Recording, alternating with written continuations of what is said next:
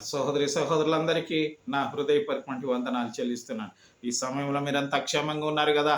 మీరు, మీ పిల్లలు, మీ యొక్క కుటుంబం, బంధువులు, రక్త సంబంధులు అందరూ క్షేమంగా ఉన్నారని దేవుని యొక్క చిత్తాన్ని మీరు తెలుసుకోవలసిందిగా నేను మనవి చేసుకుంటూ ఈ కొద్ది నిమిషాలు మీతో నేను దేవుని యొక్క వాక్యాన్ని ధ్యానించుచున్నాను.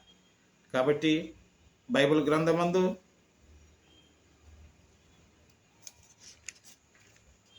10వ అధ్యాయం.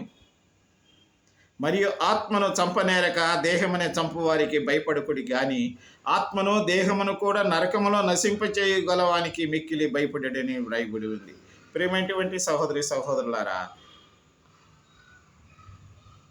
And do not fear those who kill the body but cannot kill the soul, rather fear him who can destroy both and soul body in hell అని వ్రాయబడి ఉంది. కాబట్టి మనము లోకములో దేవుని యొక్క వాక్యాన్ని ధ్యానించి ఆ విధంగా మనము లోకములు మన శరీరాన్ని ఆత్మాన్ని పరిశుద్ధంగా పెట్టుకుందాం గాక.